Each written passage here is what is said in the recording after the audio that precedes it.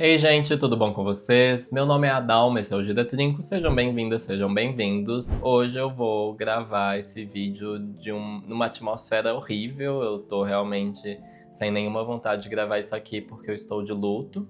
Eu tô de luto do meu avô, que faleceu ontem de manhã. Ele faleceu na manhã do Dia das Mães e foi algo que, por um lado, era esperado. A gente sabia que ele já estava muito debilitado, que ele já não falava, já tinha parado de falar, não comia direito, já não enxergava bem, já não ouvia bem. Mas mesmo assim, quando acontece, a realidade é outra.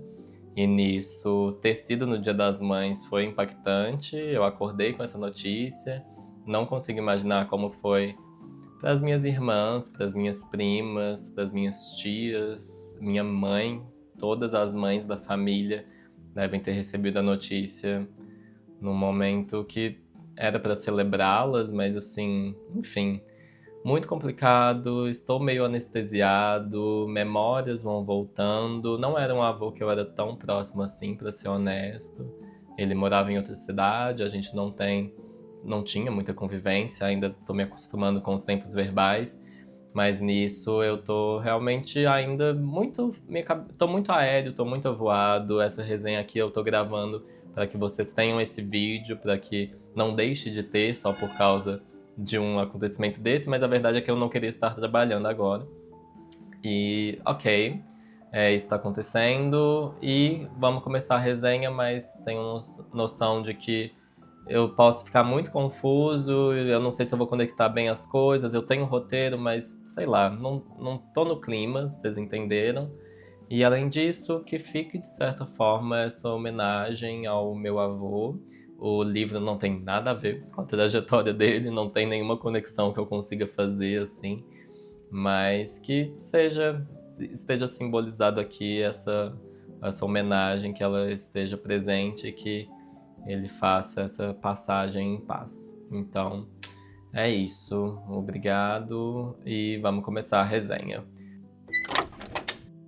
Hoje eu vou falar sobre o livro Raízes Loiras, da Bernardina Evaristo. Eu vou falar sobre a minha experiência de leitura, que foi muito curiosa, porque esse aqui foi o livro do clube do mês, do Clube do Livro, do meu Clube do Livro, o Trim Clube. Quem quiser se juntar a nós, o próximo livro vai se chamar, ele é o E Se Eu Morrer Amanhã, da Filipa Fonseca Silva. Quem quiser mais informações vai no WhatsApp, não, no Instagram. E, quer dizer, no meu WhatsApp, não, eu não vou passar meu número não, então vai no Instagram. Vocês podem me mandar uma DM lá que eu explico melhor como que funciona, mas é muito tranquilo. É um clube do livro que acontece a cada 2 meses. O próximo livro parece divertido, sobre uma senhora que ela tem uma vida ali, que os filhos, os netos acreditam, e a moto que tá passando, todo mundo acredita que ela vai estar tricotando ali, que ela vai tomar chá com as amigas, que ela vai ter uma vida muito pacata, mas eles descobrem, por causa de um incêndio, que na verdade ela vai ter brinquedos sexuais, ela vai ter toda uma vida muito ativa sexualmente, então parece uma proposta bem legal. Eu quero muito ver como que isso se desenrola. Enfim, o Raízes Loiras é da Bernardina Evaristo, que ironicamente vai ter um livro que parece um pouco E Se Eu Morrer Amanhã, porque ela tem o Senhor Loverman, que também é um senhor de idade, que vai ter uma segunda vida revelada ali, que ele é LGBT, ele tem a família tradicional, ele é casado há muitos anos, ele tem filhas já crescidas, já adultas, e nisso ele vai ter um melhor amigo que na realidade é o amor da vida dele. E eles vão estar vivendo um impasse de tentar se expor, não, como é que fala? Sair do armário? Não é um sair do armário exatamente, né? Mas eles querem revelar isso ao mesmo tempo que não querem. É muito complicado. É um livro muito divertido da Bernardine, que eu já fiz resenha aqui no canal. E aí, eu tava com uma expectativa muito alta pro Raízes Loiras, coloquei ele na votação do Clube do Livro, ele ganhou a votação de maio. E nisso, gente, deu muito ruim. Mas como eu começar a minha experiência de leitura? Já tinham começado a ler o livro, eu leio os livros do clube mais perto do encontro para eu ter mais refrescado ali a leitura. E aí, um querido, que é o Tim, um beijo, Tim, ele que acompanha o canal há muito tempo, desde esses 3 anos que eu tô aí, o Tim tá aí comigo. A gente. Ele tá no clube do livro, né? No clube do WhatsApp do livro, do Trim Clube. Gente, vocês entenderam. No grupo de WhatsApp, o Tim manda assim a mensagem: Eu sinto que eu estou lendo um sketch do Cacete Planeta. E aí eu parei assim. Aí eu falei, fudeu. Fudeu, porque se um livro de uma autora respeitada nesse nível vai ganhar um comentário desse, que eu queria ter feito, eu queria ter tido a oportunidade de falar isso, aí eu fiquei preocupado. E o livro é uma sátira? Sim. Ele é uma crítica social? Sim. Qual que é a proposta desse livro e por que que é complicado? Porque é um livro sobre como seria o mundo, um tipo de universo ali, em que a escravidão teria sido feita pelos africanos contra os europeus. Os europeus teriam sido os escravizados nessa versão da história, e a gente acompanha uma garota branca, que é a Doris. Ela vai estar ali numa fuga. Ela foi raptada quando criança, mas já se passaram muitos anos. Ela vai tentar fugir para ser uma escravizada, quer dizer, se tornar uma liberta, né? É uma pessoa liberta. E aí, o livro é ousado. Eu acho que desde o início eu já sabia que não era qualquer coisa, não é qualquer proposta. Só que, logo de cara, bateu o negócio do Cacete Planeta. A primeira cena do livro eu senti que eu tava assistindo Todo Mundo em Pânico, porque é muito caricato. E é muito caricato de um jeito que é prejudicial ao livro. A gente vê que tem um negócio ali que é muito na cara, é tudo muito literal. Essa foi uma das palavras mais usadas no encontro do clube, inclusive. É muito óbvio e ele chega a ser superficial no que ele vai falar de raça, no paralelo que ele vai fazer. A gente vai ver basicamente um espelho dos preconceitos raciais que existem, sejam eles em relação a cabelo, as escravas aqui. Ai, desculpa, gente, esse vídeo eu vou falar escravas, escravizadas, eu acho que vai ficar meio confuso, mas eu preciso de sinônimos. É, as escravizadas aqui, elas vão ter cabelos lisos transformados em penteados afro para remeter ao cabelo das pessoas que dominam, né, que têm o poder e que são vistas como as mais bonitas. A gente vai ter uma questão de roupas, obviamente, até por causa do clima, mas a gente também tem questão delas pegarem sol para ficarem com peles mais escuras.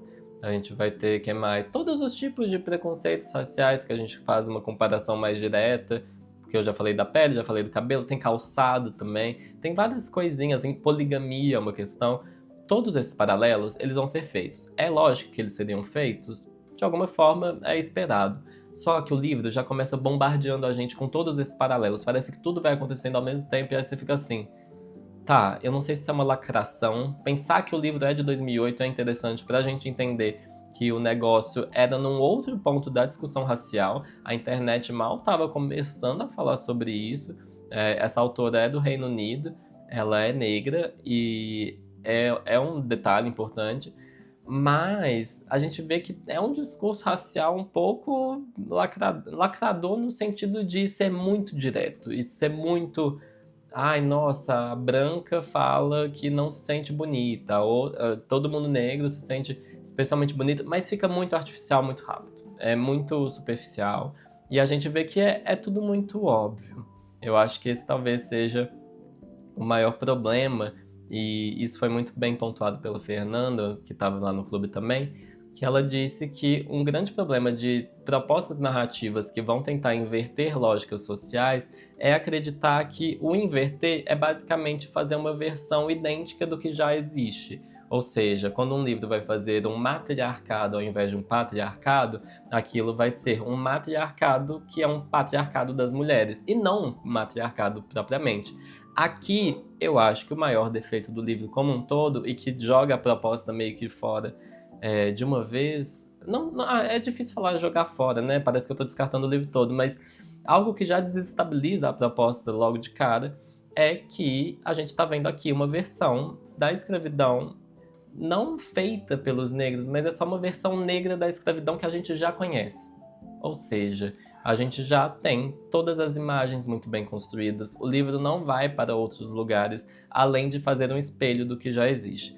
O que ele traz de verossímil parece, então, essa coisa rasa, e o que ele traz de inventado é muito pouco e, quando acontece, parece desnecessário.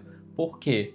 Porque não faz sentido. A gente ficou o clube do livro todo tentando entender todas as decisões narrativas dessa palhaçada e começando, talvez, eu nem sei se é a primeira coisa, mas é talvez a mais marcante, que é o mapa mundi que a gente tem aqui no livro, em que, ao invés da gente ter um mapa que a gente conhece do mundo, ela vai mudar esse mapa. Ok, vamos fazer uma coisa diferente. O mundo é outra coisa, então pode ter um mapa diferente. Mas aí ela pega o mapa que existe, coloca a África no lugar da Europa, a Europa no lugar da África. A gente tem o Reino Unido da Grande Ambossa, que seria o novo Reino Unido que vai ser dominador, imperialista. E a gente vai ter a capital que vai se chamar Londolo. Vai ser Londres, London, Londolo, uma versão africanizada do nome de Londres, em inglês. Ok. Isso a gente já fica meio perdido, porque ela vai mudar a geografia de um jeito tão estranho e tão que não tem um propósito, ainda mais colocando a África no lugar da Europa, que você fica assim, a gente não era melhor mudar o foco do mundo para a África totalmente? Não era melhor esse tipo de mapa mundi? Eu não consigo entender. Os climas não mudam, ou seja, é um mundo que eu nem sei que formato que tem para ter uma zona tropical, né, acima de uma zona, sei lá, é muito confuso entender essas decisões geográficas, especialmente essa reorganização do mapa mundi. Existe a Inglaterra nesse livro, nesse mapa, mas ela não vai ter Londres, então é tipo, por que você tá tirando uma cidade de um país que você... Ai, sei lá, é muito estranho, é tudo muito confuso.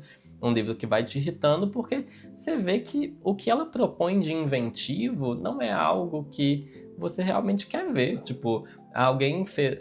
quem que fez? Foi João Vitor. João Vitor, que também tem o arroba Leitura Gênera, gente. Quem quiser ver o Instagram de livros de João Vitor, por favor, vá ver. Muito bom. João Vitor fez a pergunta, que eu achei uma pergunta interessante. Tipo, tá, gente, vocês estão reclamando que o negócio não vai realmente ser... vai ter muitos problemas. Mas como que vocês resolveriam isso? Como que esse livro poderia ter dado certo? Eu lembro do meu comentário que foi...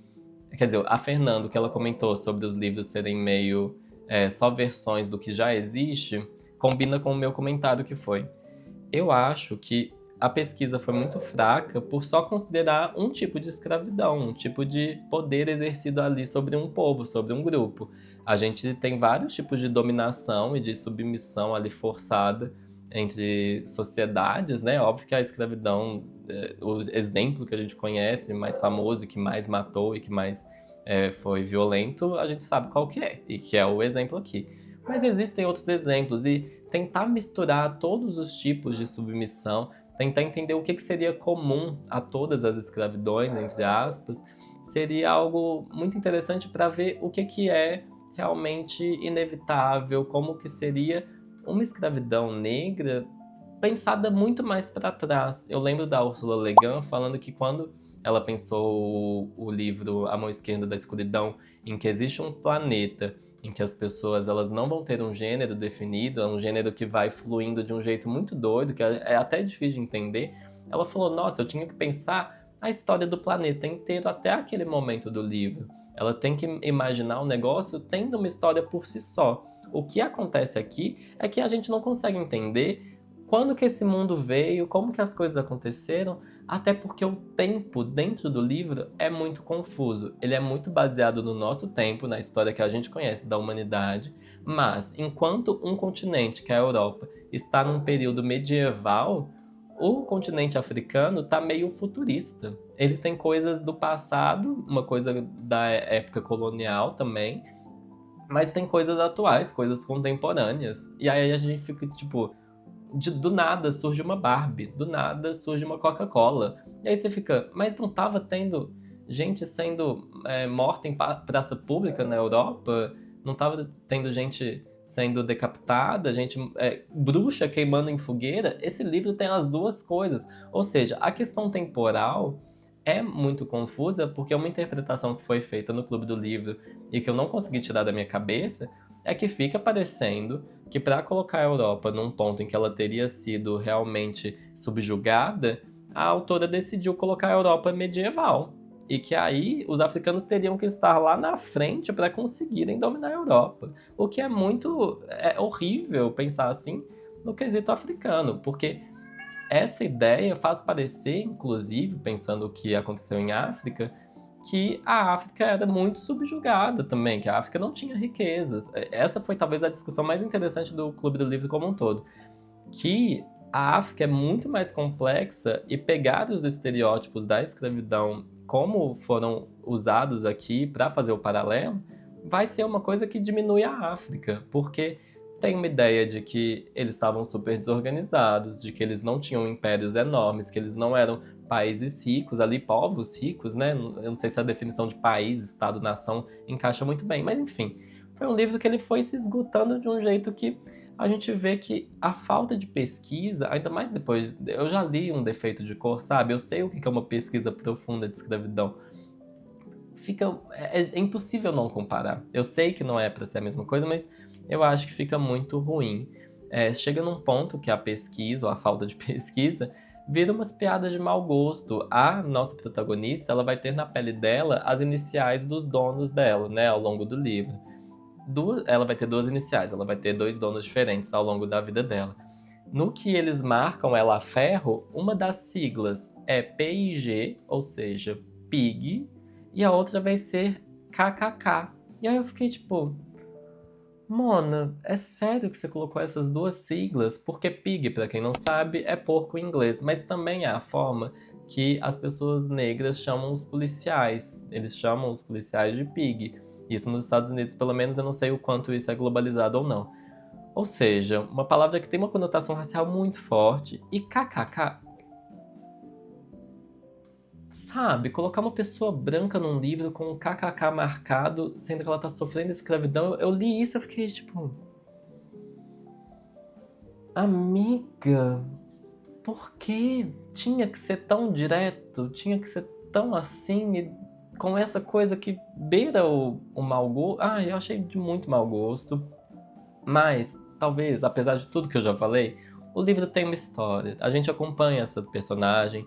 Depois que você se acostuma à proposta do livro e os principais paralelos ali eles vão saindo e a gente vai vendo ela tentando fugir, é, eu me perguntei, por um lado, o livro deu uma melhorada, né? Mas depois eu fiquei assim, o que que ele vai ter de diferente? Tipo, ele oferece alguma outra coisa além da proposta? E aí a gente chega no momento em que a minha leitura deu um nó. Por quê? Porque ela era tão baseada. Assim, essa é a minha interpretação. Talvez não é porquê, mas vou usar um porquê. A minha leitura era tão. Tava tão baseada ali no que a gente já conhece de escravidão. Eu sinto que a escrita foi tão baseada no que já se conhece de escravidão que eu não conseguia imaginar a personagem como sendo branca. E isso se perde de alguma forma. Eu sinto que ela estava ali vivendo coisas que uma pessoa negra já viveu. Então, era muito. O nó na minha cabeça, talvez é o mais interessante dessa leitura, é que muitas vezes eu não conseguia imaginar ela como branca, mesmo que eu soubesse que ela é branca. Mas eram imagens muito Harriet Tubman, era uma coisa que eu sinto que eu já li em outros livros, era tudo muito igual, narrativas negras sobre como foi a escravidão. Então, esse meu imaginário, inicialmente eu comecei a perguntar, nossa, eu tenho um imaginário tão racista a ponto de eu estar vendo uma personagem negra só porque é ela que está sofrendo, mas depois eu pensei, eu reinterpretei, e eu só acho que não foi bem desenhado um sofrimento que não foi, é tão baseado na história que já aconteceu que eu acho que é isso que me fez ter dificuldade em dissociar da escravidão que as pessoas negras sofreram, os africanos de fato. Então fica essa dúvida, esse nó na minha cabeça de eu estar lendo uma personagem branca, mas imaginar uma personagem negra. Por um lado, eu consigo aceitar que pode ser um imaginário racista que a gente tem da pessoa que sofre a escravidão. E talvez essa é a grande proposta do livro, que a gente entenda que a nossa cabeça vai associar essa imagem a um grupo específico. Mas, na realidade, eu acho que esse trem foi para lugar nenhum, porque eu acho que só faltou mesmo uma profundidade. Existem alguns pontos positivos, eu sempre gosto do questionamento do que é um elemento cultural, o que é natural, sabe? Eu acho muito difícil essa conversa. Eu gosto que até a contagem dos dias é questionada aqui nesse livro. Isso foi bacana, mas acho que também não tem não vai pra frente. O que mais que eu gostei? Não deixa de ser impressionante relembrar que várias pessoas tiveram essa experiência. Só que isso é uma coisa ruim de eu falar do livro, porque era para ser uma outra experiência, era para ser um outro esquema de escravidão, era para ser muito mais inventivo, na minha opinião. E eu também achei o nó na cabeça positivo, estava aqui no meu roteiro, mas eu já tinha adiantado. Minha conclusão, foi um livro que eu achei ele muito infeliz nas decisões dele. Eu entendo que tem gente que vai ler, e que vai achar incrível, que vai achar que o livro tem uma proposta de imaginar a escravidão que vai ser mais profunda, mas eu acho que ele não me apresentou nada de novo no que ele inventa. O que ele inventa, pra mim, foi quase que. Ai, fica besta, sabe? Diante da história. É uma história tão marcante da humanidade, é um dos acontecimentos mais graves que já aconteceu em toda a história da humanidade, se não o maior. De verdade, tipo, é algo tão grandioso, isso ter sido tratado dessa forma, com um descuido tão grande. A Miriam, que participa do clube também, um beijo, Miriam, maravilhosa. Miriam trouxe uma informação que eu fiquei chocado, porque ela falou que viu uma entrevista da Bernardine Evaristo sobre esse livro, em que perguntavam para ela sobre a pesquisa que ela fez, especialmente sobre os nomes africanos que tinham aqui, né? Mas a resposta da Bernardine foi basicamente que ela não fez pesquisa para isso e que ela só escolhia nomes que soassem africanos. Aí eu fiquei tipo, você não pesquisou uma língua específica? São tantas línguas que vêm de África. E aí, de repente, ela fala que ela nem se preocupou com esse aspecto. Não é à toa que eu imagino que a África aqui representada, seja positivamente, seja com muito poder em cima da Europa, por um lado isso é positivo. Tipo, por que será que ela ficou superficial se você nem fez uma pesquisa linguística dos países que existiam ali, os povos, todas as misturas culturais? A África virou esse bolo de vários preconceitos também muito rasos sobre o que é a África. Então, nossa, eu não consigo ter uma outra leitura. Assim, é claro que o meu clube do livro, eu vou fazer um comentário que vai soar prepotente, mas eu sei que ele não é tão que ele não lê as coisas. São pessoas que a gente discute de verdade, sabe? Eu sei que tem clube do livro que todo mundo chega e fala, ai, amei, achei perfeito. Eu já participei de alguns, mas eu sei que dependendo do clube do livro, a gente teria enxergado menos coisas ou não. Mas sabe, quando tem um professor de história que tem justamente estudos sobre a África antes do colonialismo, participando do seu clube, falando que esse livro é muito raso, como que você vai discutir com isso? Sabe, eu concordei muito porque é a verdade, o livro foi trazendo muitos estereótipos, muita coisa muito óbvia. Então, eu não consigo ter outra leitura no momento, mas não pretendo reler isso aqui. Eu acho que é um livro que rende conversa, pelo menos. Eu não deixo de indicar a autora como um todo, eu acho que ela vale a pena ler. Eu fico meio aliviado que esse aqui é um livro de 2008. Eu vou continuar com essa leitura de que isso não define a Bernardine, mesmo que eu acho que tenha sido um projeto que eu não sei se ela se arrepende ou não, mas eu acho que é muito falho. Eu acho que anos depois ela publica o Senhor Loverman, né, que eu já li, e pouco tempo depois ela também vai publicar o Garota Mulher, como é que é? Garota Mulher Outras, que ganhou o Booker Prize. Esses dois livros, o último e o primeiro romance, que é o Raízes Loiras, têm 11 anos de distância.